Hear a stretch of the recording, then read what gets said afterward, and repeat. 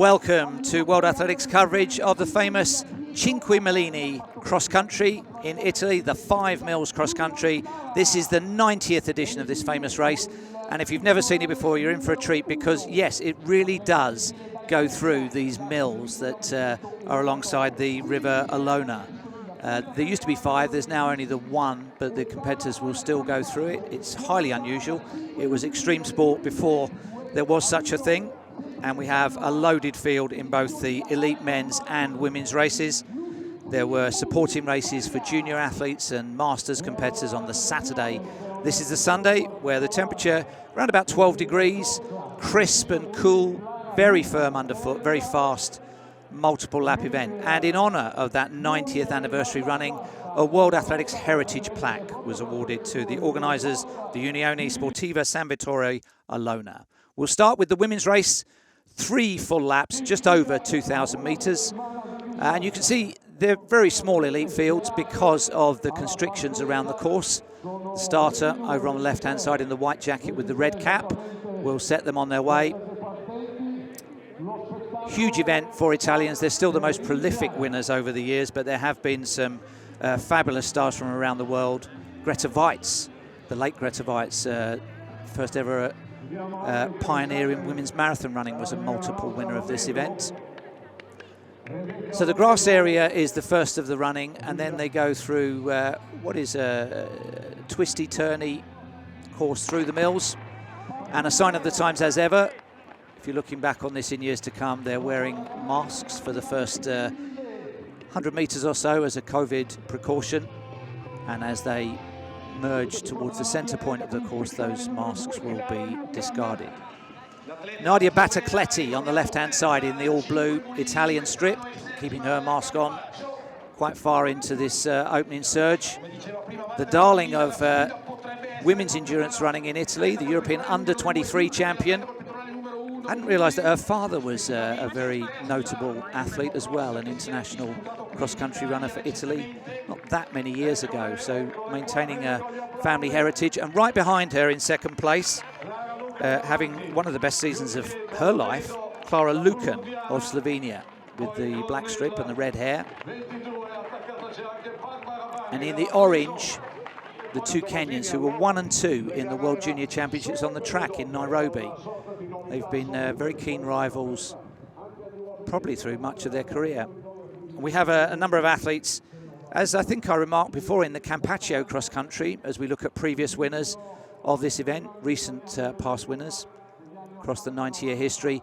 There are teenagers and 20-year-olds in that leading group of 6, so no longer an apprenticeship that needs to be served in cross country. They can come straight in at this World Athletics Tour Gold level and mix it with the very best. The taller figure in orange is the World Junior Champion.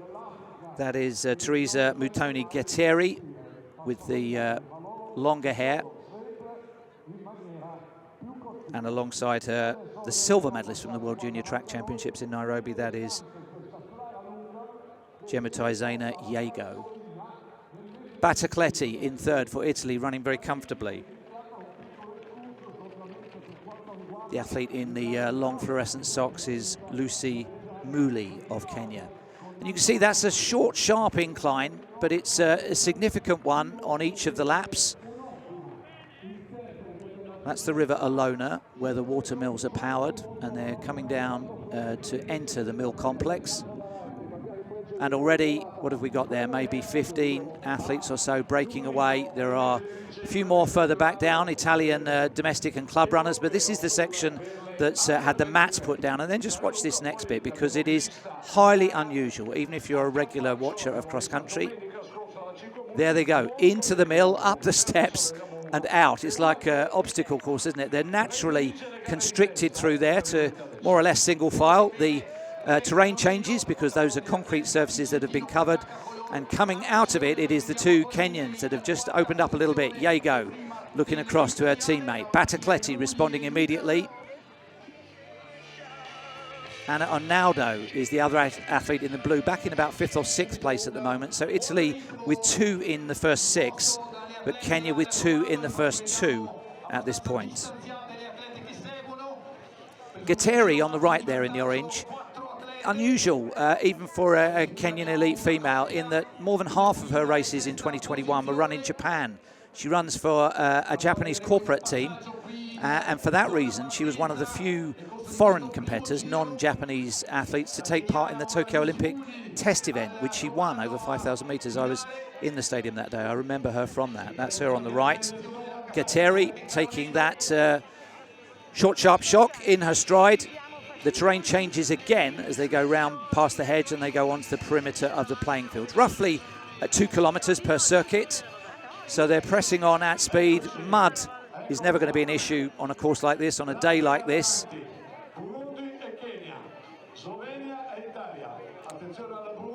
I think Italy, with the last 3 competitors in that leading group, the 3 Kenyans will be the athletes to beat. So Slovenia, Lucy Mulini actually has a designation for an Italian club, so I don't know if she's registered or bases part of the year here, as well as that racing in Japan. But you can see as we approach 9 minutes, that little cluster of athletes starting to get away on this part of the course. This is relatively light on spectators around this perimeter, although there's one trying to keep pace. I'd give him perhaps 100 metres there. I don't know if he's for one of the athletes or just trying to block the camera shot. He's been dropped already. So Batacletti, the home favourite, pushing on at the head of that group. Started her winter relatively slowly with the early cross countries back in the autumn.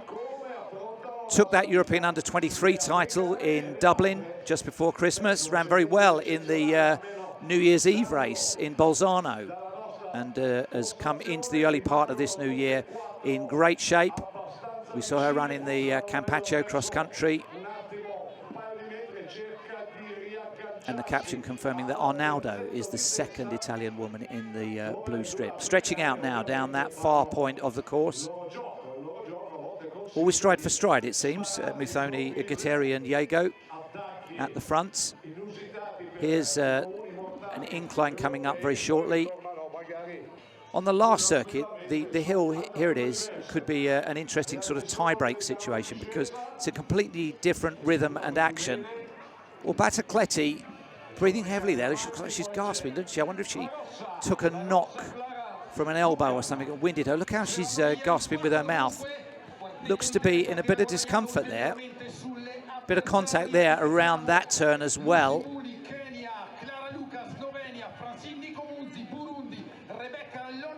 Batacletti's not gone into the mill, so I think she's winded, or I think she's taken a thump to her torso. That's going to confuse the spectators on the other side of the mill because she went right to the entrance and then pulled to one side before they swept through that interior. So you can see 4 went in, 3 have come out in that leading group.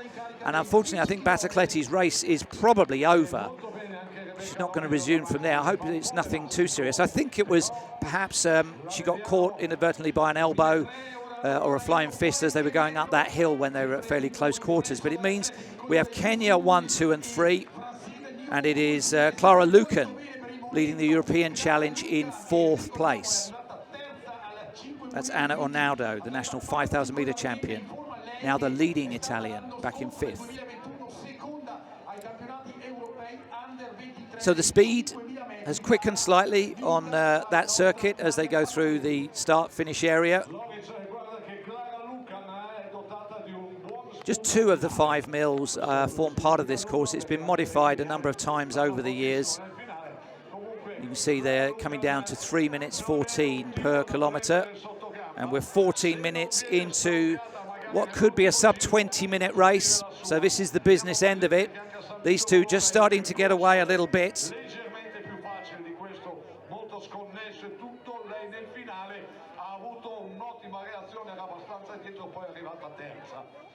Lucy Mulini, the athlete with those yellow socks, long socks, was 8th in the Campaccio. Well, this is the paramedics who have just gone to help out Batacletti. She's okay, I think. They've certainly got there quickly enough, but that's right where she stopped on that previous lap. And I hope she's okay because she's had a very promising winter and was shaping up very well in this race. So now Gatteri starts to take it on. This is the rivalry that was 1 and 2 in Nairobi in the World Junior Championships. This was the order that they finished on that occasion, but there wasn't much in it, and there's probably not going to be much in it here as we enter the last 3 or 4 minutes of racing, and they start to quicken. It's taking them clear of the rest of the field, and that private duel between these two that's been conducted on various continents is renewed again. The confidence must surely be with Guerrieri, because she usually has the edge, but only just. 1 or 2 lapped runners on a 2-kilometre circuit. Looking back, it looks like Clara Lucan is clear in 3rd place, the Slovenian. This will be into the mill for the final time. And they're attacking it much quicker than before. Batacletti still on the ground. 4 or 5 minutes after that happened. Up the steps for the final time. What's the gap back to Clara Lucan? It looks like it's 10 or 15 seconds. She's somewhat isolated now, but safe in 3rd, Lucan, the Slovenian. Well, the watch says it's a 10-second margin. It's not going to be clawed back at this point because they're into the closing stages, and it is Teresa Guerrieri once again, who's just showing a bit of an edge to her teammate. There you can see just 20 years of age. In fact, not quite even 20, just turned 20 last month.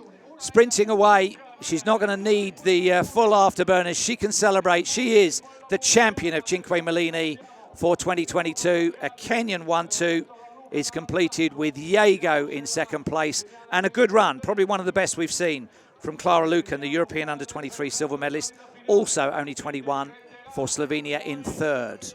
And they got down to 3:10 pace in the closing stages, so it really wound up rapidly there. There they are, Guerrieri with that smug look of somebody who did it again over her teammate Diego, thinking, when can I next take her in? I'm sure I could get her. Here's the podium. We salute the club president of San Vittorio Lona, that's Giuseppe Gallo Sampino, and the elite athlete coordinator Luca Zaffaroni, and there's our podium places. And I think something for the first Italian as well.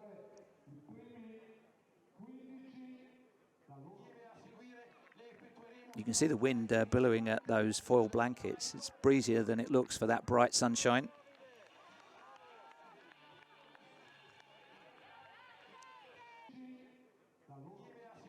So there's confirmation of our top 3. It was a 13-second margin between the 3 of them. And creeping on left stage, that is our leading Italian. That's Rebecca Lonado, who will get an award for her first national position in 8th overall. So well done to her. And let's hope that Batacletti has sustained nothing serious from that injury. The men's race, we move to the last one of the day. 5 full laps, a bigger field, the longest race of the day. We've had supporting races for junior and older age group athletes throughout the day.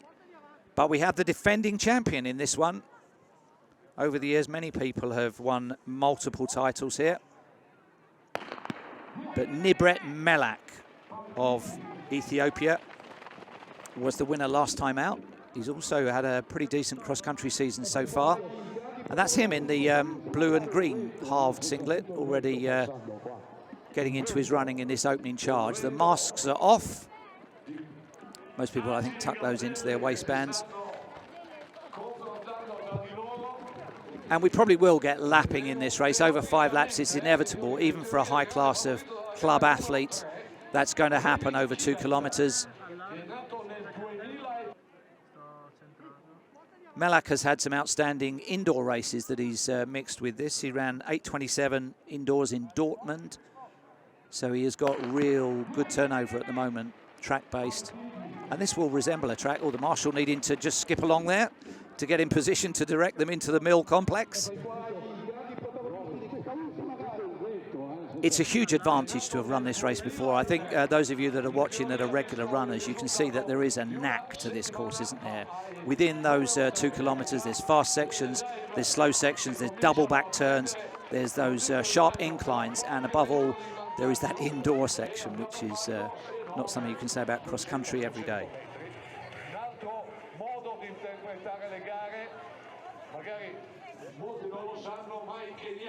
So we're only 2 minutes into it. all of the leading African contenders in that leading group, but we do have Uganda, Eritrea, Burundi with athletes. I think the Burundians must be based in Italy for part of the year. I noticed that a number of them on their biographies have an Italian manager, and they must base themselves, I think, for part of the year and take part in Italian races.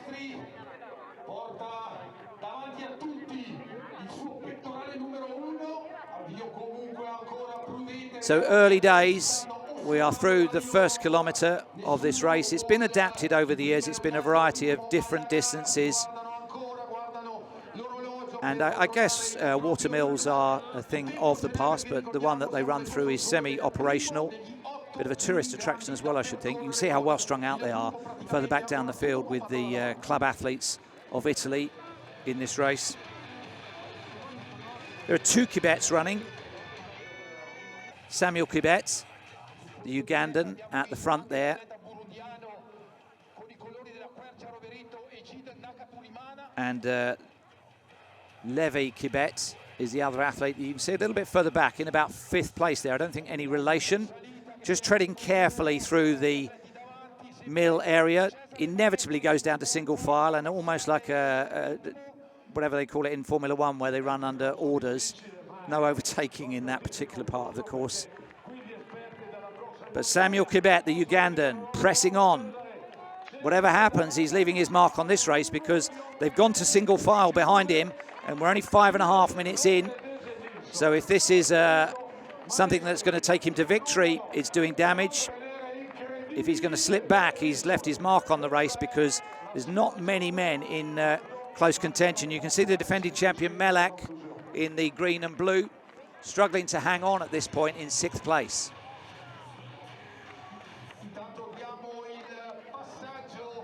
Worku Tedesi of Ethiopia is the athlete in the black with the yellow waistband in 2nd place. He was runner-up in Seville in one of the earlier gold-level World Athletics cross-country tour events. Most of the events were in Spain pre-Christmas. We're actually up to number 11 of the gold-level World Tour events for this winter. This race probably one of the most fabled of all. 38 Olympic champions have run in this event in previous years. And it includes, well, unsurprisingly, some of the Italian greats, but also incredible athletes from around the world. So Galindo Bordin, who was the Olympic champion, Rob Di Castello, who was world champion at the marathon, Dave Bedford, Frank Shorter, Kip Kano, Billy Mills, Michel Jarzi. They've all raced here.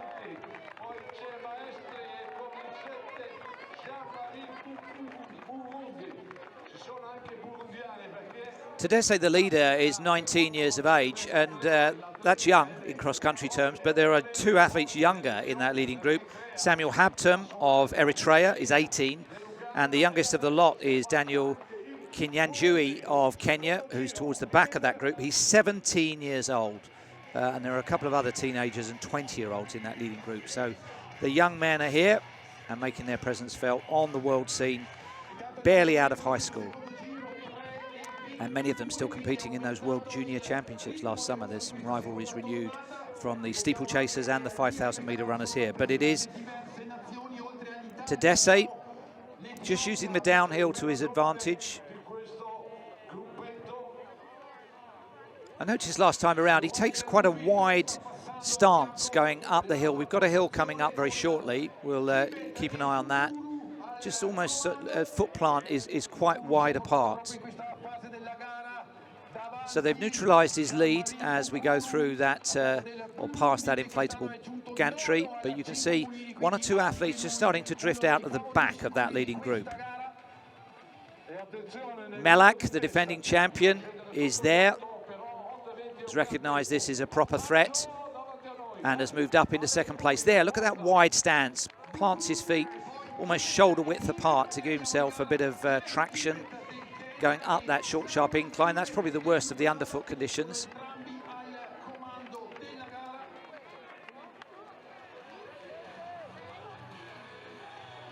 Tedesi Worku was World Junior silver medalist. He's a sub 27 minute 10,000 metre runner as well. So good range of speed. You can see a bit of courtesy required as they go through the door on the cross-country course.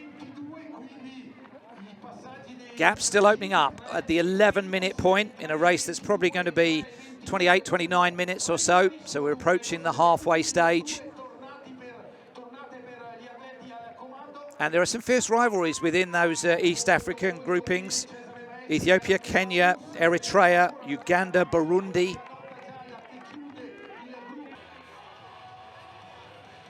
And there's Tadesse Worku's stats.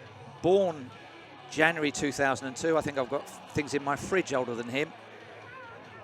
But running well, running confidently, and it looks as though these 6 now opening up a gap over the rest. There are World Athletics cross-country tour points available. There is prize money available as well. He's checking his watch as he goes through. I don't think the watch is particularly relevant for a multi-lap event, but we are into the final 3 laps now, and that circuit was 5:36, so it is accelerating. You can see that from the way that some of these athletes who were in close contention are now 5 or 10 seconds back. 90 years consecutively of cross-country. An amazing event. And if you want to run it, it's not quite as simple as that. You can't just enter, especially in these last international events, the senior men's and senior women's.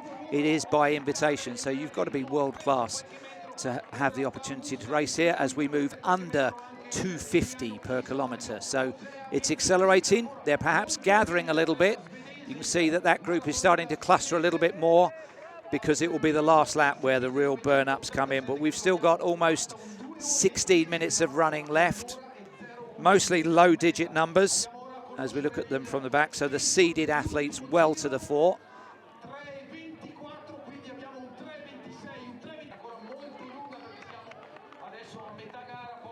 Good support. This has been a somewhat of a month of Italian racing. We've had this Cinque Mulini event. We also had the Campaccio event, and coming up we have the Valagaria cross-country, all in Italy. So 4 seconds now back to 7th place. It doesn't look like that actually, does it? I think since they passed the tracking point, they've probably bunched up a little bit more. And always when the moves are made, the guy in the blue and green halved singlet, the defending champion, the winner in 2021, Nibret Melak, is covering it. So the winner's going to come from within that group as we approach halfway. And they all look still full of running.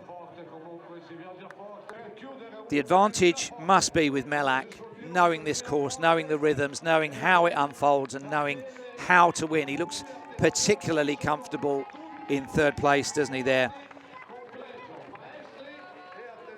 Alongside him, the other Kibet, Levi Kibet.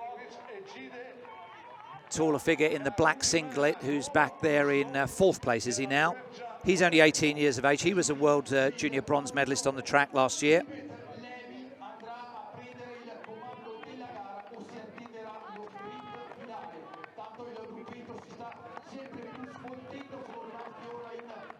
Nobody's stubbed their toes on the steps on the way out, have they?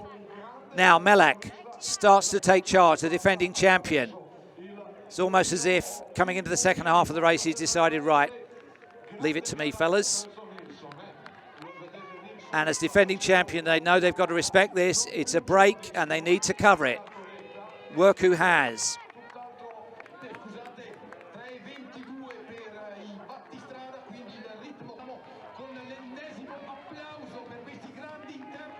Bukuru, the athlete in the all blue. We've still got 4 different nationalities in that, leading 8 competitors. 5:47, so it's getting quicker.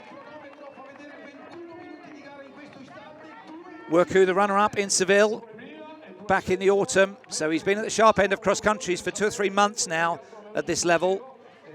And we're into the final 2 laps. The pace is accelerating, and it isn't going to steady up anytime soon. That's why they're running singly as they approach the mill for the penultimate time.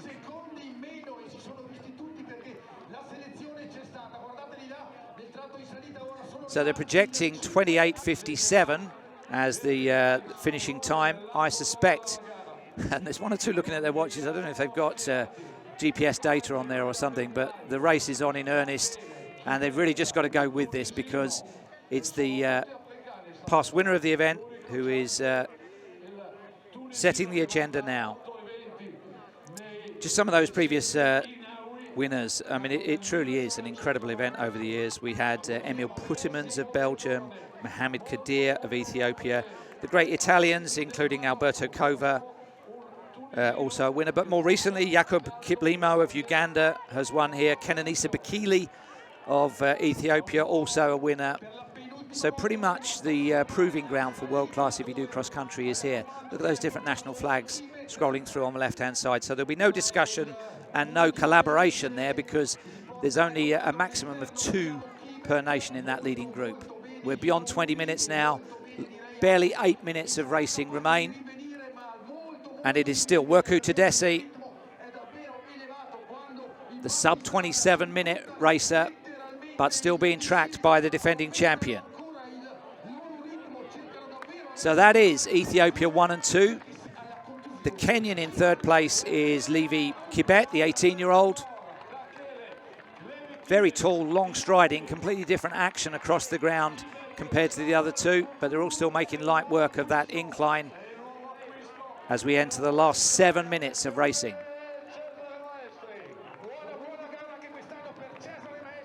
So great atmosphere all the way around the course. Obviously, there are key spectating points. You can't get too close to the mill because it's an indoor area, but these are fantastic shots we get as they come in each time. Indoor cross country, who'd have thought? So it looks as though our podium places are getting away a little bit here. Those gaps that were down at less than a second are suddenly opening up to 5 or 6 strides. Werku, Melak and Levy. Melak was runner-up in Spain before Christmas in Vento de Banos in December. I think he perhaps has a point to prove, the guy in second, because he was second in the Ethiopian trials and went to the Olympic Games and was eliminated in his heats on the track. It was a difficult game. Some of the heats were held in the morning in Tokyo, which was extremely hot weather. But I think Melak, the guy in second there, as they take the bell, will have expected to have made the final at the Olympic Games off the second place in the trials. 5:30 for that lap. So we've only got 3 podium places and 4 challenging for it. Ethiopia and Kenya are going to be on the podium. The lap runners, well, that's very courteous, just letting them through. Good etiquette there. Just nips through in the gap between 4th and 5th. Now, how critical is the mill going to be on this last circuit? The pace is conspicuously quickening, and it is still Tedessi doing more than his fair share of the leading, and must hope that that bears fruit. But behind him, the defending champion is getting into familiar territory, Kibet. So there we are, 3 Ethiopians and 1 Kenyan in that leading 4. The old rivalry of those 2 great Rift Valley East African nations renewed once again. 2 teenagers in that group as well. And there's the speed. The fastest lap of the race was the one we've just seen, and I suspect the last lap will be the fastest one of all.